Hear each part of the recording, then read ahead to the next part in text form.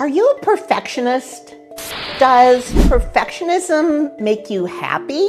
I have suffered from perfectionism for decades. When are you most critical of yourself? When does the perfectionism demon pop out? Leave a comment below and let me know. I'm curious about what the triggers are.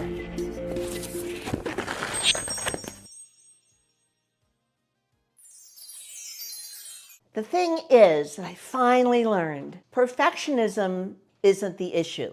The issue is all of us, you, have some kind of wound in your heart that you're carrying around from when you were a kid. There was somebody, a parent, somebody, not to say they were bad, but you were in a situation where you didn't feel like you could get the love that you needed. And when that happens, it's like there's little cracks, little wounds in our heart. This is my drawing of a heart with a little wound in it. We don't even notice those. We collect those. Maybe we work on those a little bit. But those wounds then translate into things like perfectionism. We convince ourselves that if we are perfect, as an example, if we are perfect, we are going to get the love we want from whomever. We're going to get the love we want the way we want it. And that's kind of the soil from which perfectionism grows. So stay with me if you want to understand why perfectionism will never make you happy and tips for managing it so that it doesn't hijack you and take over your life when there are other things you could be doing that would bring you a richer life, a more rewarding life, a life with more joy. I was sitting around, maybe 2 weeks ago, and I suddenly realized that perfectionism lied. If I think of perfectionism as a person, it tells me lies. And here are the lies that perfectionism tells me, and maybe perfectionism tells you the same lies. The first one is that there is such a thing as perfect. No, there really isn't. There is no such thing as perfect. Have you ever seen anything that is perfect? You haven't, because in the world, it is always changing. There is nothing that's perfect. There is just something that is great. So the first lie is that there is perfect. The second lie is a big one, and this is a key one. That is looking inside yourself and seeing if perfectionism is lying to you and telling you if you are perfect, you will be loved. If you are perfect, you will be loved. We see that a lot in our culture with celebrities where we expect them to be perfect. And when they aren't, that's, social media pounces on it with glee. Oh my gosh, Julia Roberts has underarm hair. Oh my gosh, somebody had a malfunction in their outfit and it didn't work. Oh, in this performance, this moment didn't ring true. Well, yeah, there isn't perfect. And just because we aren't perfect doesn't mean we can't be loved, just like the lie, which is that if we're perfect, we will be loved. That's the big lie. Be perfect and love will happen. That comes from our childhood. I can remember as a kid thinking, if I were just the perfect little girl, then somehow I would see my daddy more often. He worked all the time. He worked like 18 hours a day, 6 days a week. And I thought, oh, if I was just perfect and not a grubby little girl who had skin knees and messes all the time, then somehow he would be there when I wanted him. Well, no, that wasn't going to happen, and it wasn't on me. But those beliefs carry through to when we're adults. The next one is, if you're not perfect, if I'm not perfect, then I'm bad. It's like there are only two choices. You're perfect or you're bad. You're perfect or you're bad. It's not true. You're not perfect and you're not bad. You're only human.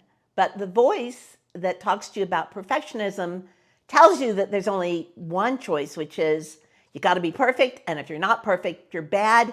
And if you're bad, you're unworthy. And that's why you don't experience the love you want in life. And this one is a real killer. This one is a real killer. It's one of the biggest lies of perfectionism. Since you can't be perfect, you might as well not even try. I remember when I was writing books, I wrote 3 books, and I eventually realized that the enemy of the book I was writing was the book in my head. In my head, and I've since found that almost every artist or creative I've talked to feels the same way. In my head was the perfect book. It was shimmering. It had a fabulous cover. It was beautifully written. There weren't any typos in it. It was meaningful. It got astonishing reviews. Everybody thought it was life-changing. So in my head, there's this book that exists pretty much only in my head in the shower, where it's like, oh my God, this is so great. So then I would write it and I would look at it and it was just a book. It wasn't perfect. And that made me hate the book. That made me hate it because it wasn't perfect. That makes it really hard to start anything, because when you think that you can't start it unless you're convinced it's going to be perfect, you're never going to start. I know, I've done that too. I think it's really important to think about what it costs you. And I know that because I know what it has cost me. So it makes it really hard to start new things. Here's an example. I decided I was going to knit a baby blanket for a friend. I had stopped knitting because the last time I knit something, there were a couple of places where I dropped stitches and it wasn't perfect. And if you look at it now, you can see this is not perfect. You see where I was watching television and there's a little bump here, right? It is not perfect. And so the practice I've been going through knitting this blanket is I'm going to keep going. It's not going to keep me from going, and it's not going to keep me from starting another project. The last project I did was 5 years ago. And the reason I hadn't done another one is that I got so upset about making a mistake in my knitting that I ripped all the rows out and I was left, I don't know if you've ever seen yarn after you've unraveled it, but it's like kink, kink, kink, kink, kink, kink. It's all curly and messed up and you can't really make it look right again. Perfectionism, the pursuit of perfectionism makes you not want to start anything new. And that's the biggest cost of all, because new things are how we learn. Failing is how we learn. That's the cost of perfectionism.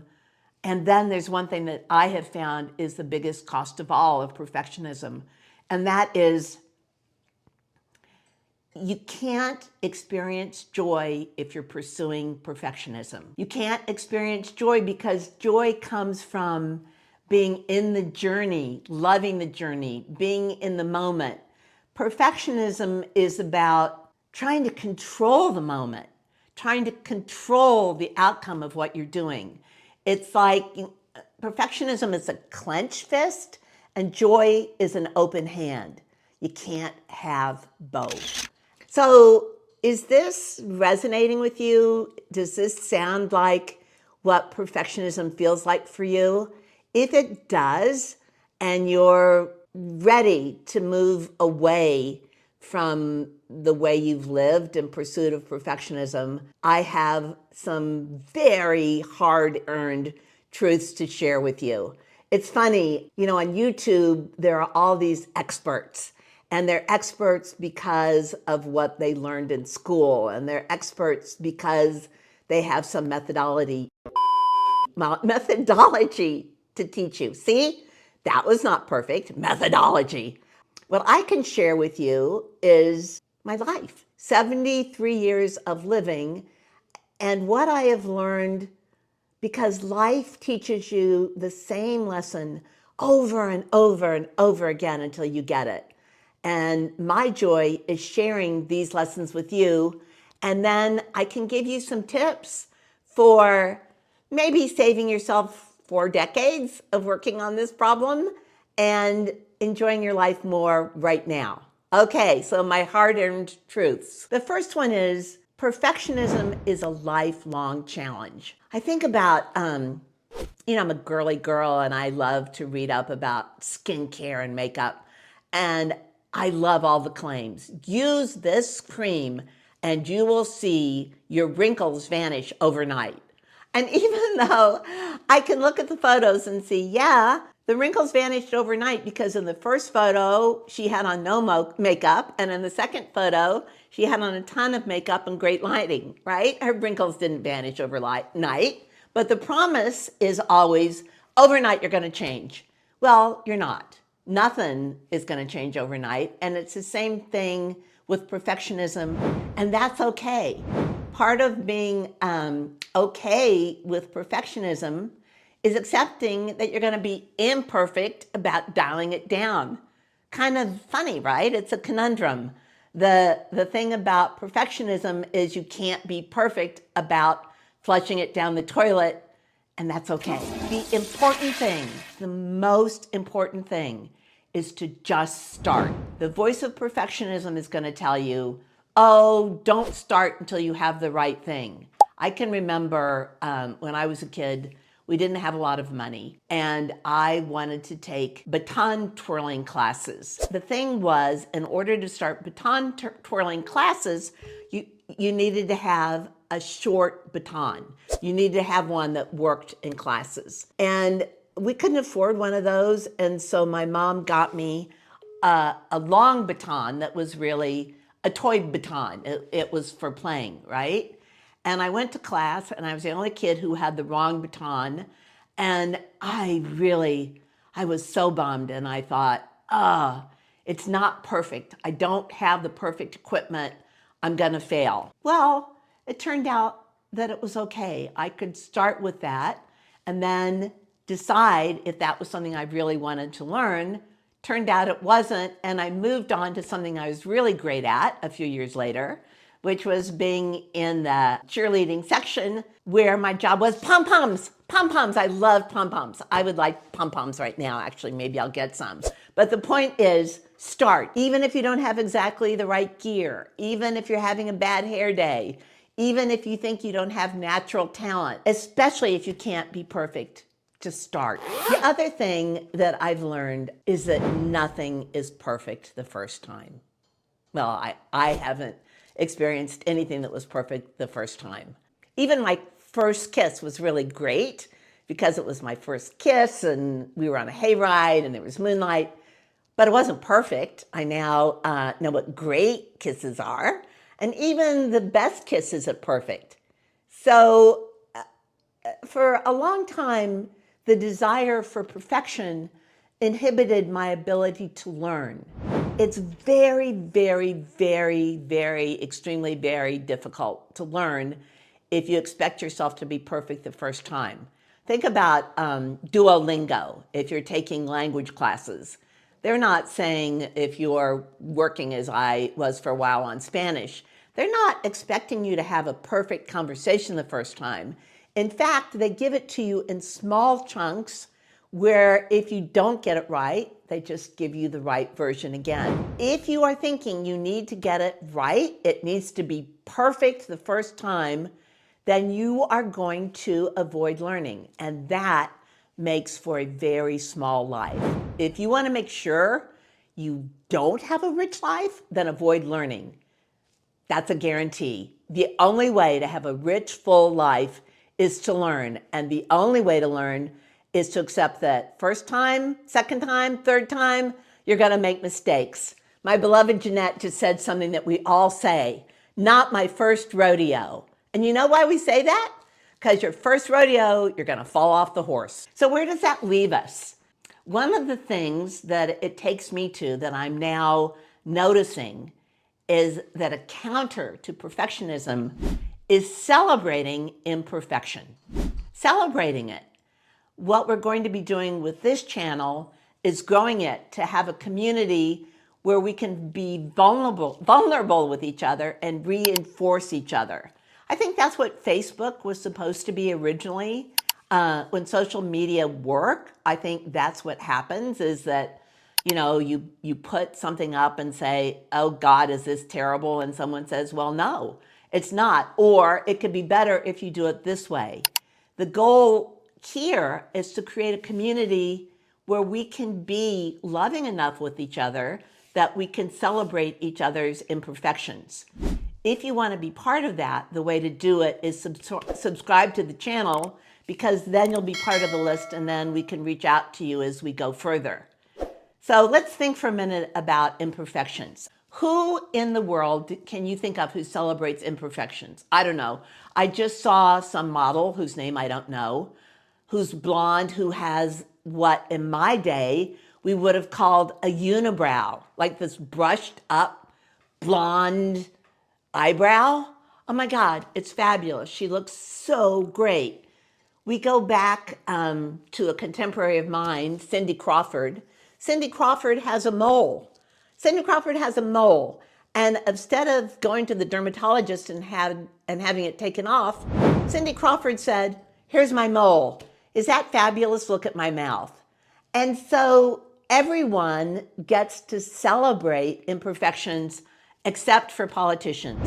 When a politician is imperfect, we pummel them to death. So this advice only holds for real people in private life. If you're running for office, celebrating your imperfections, not so much. That's a different video. So I promised you 3 tips. 3 tips for dialing down the quest for perfectionism and changing it so that you can be your most wonderful, most joyous, richest, imperfect you. And here they are. The first one is start a project. I highly recommend starting a project that's related to a project you stopped because you thought you weren't good enough. That's why I started knitting again. I thought, well, my friend remembered when I knit her a blanket for her first child. She said, would you make a blanket for my second baby? And my impulse was, no, I will not, because that first blanket made me feel so terrible about myself. And then I thought, wait, a blanket cannot make me feel terrible about myself. I can make me feel terrible about myself. And I chose to make me feel terrible about myself because there was a little knot of yarn that I thought meant I was unworthy of love. So I forced myself to say yes. And now I'm going through every single day the dialogue with myself about that stitch is not right. Oh, the yarn just split. And every time I can push through to, and that's okay. It's not perfect, and that's okay. It's a triumph. It's a triumph. It's building up my muscles of happiness. So start a project. Start a project that's related to one that didn't work out the way you wanted to before because it wasn't perfect. The second tip is if you journal, meditate, pray, whatever you do to have a conversation with yourself, talk to your therapist, talk to your bestie, spend some time, I would suggest 30 days, leaning into this one question. What would be different in my life if I were perfect? If I were perfect, what would be different? If I could do this perfectly, what would be different? And then just stay with whatever comes up. It may bring up some sadness. It may be that it goes back to the original feeling of, if I were someone else, maybe I would be loved the way I want to be loved. Just stay with the question. The conversation with yourself about what would be different is the only way you can get underneath the drive for perfection to this part right here, which is inside your heart. What's the little crack? What's the little dot? What's the little place that needs to be healed? Working from the symptom of perfectionism and asking yourself and sitting with the question of, well, what would be different, will take you to that trauma that then you can heal. That's where your life will change. And the third tip is what I would call an action board. I started, this is really fun, I think, collecting images of people who I think believe they're imperfect, where they talk about being imperfect, where they talk about their flaws, where they talk about their struggles, so that I can look at them and say, oh, this person who to me is perfect is talking about their imperfection. I can look at all those and remind myself they aren't perfect either, right? And so I've got this fun collection that I just started in the last week of people who've been open about not being perfect, people who I thought kind of were perfect, and it turns out they're not. The other thing that I've been doing to look at imperfection is switching it up, and instead of watching movies that are fictional, I've been trying to watch more documentaries, more biographies to look at how people bounce back, how people bounce back when they do something and the world rejects it, or when they think they failed. And it turns out that reintroducing ourselves to the reality of humanity, seeing imperfection in other people is really great. I'm visual, not everybody is, but there's an app that I really love that we will put a link to below this video that's called My Mind. That's just a place to collect random images. And what I've noticed is that I've started collecting images of imperfection, imperfection, imperfection. And what I realize is I love imperfection more than I love perfection. And my hope is that you will too.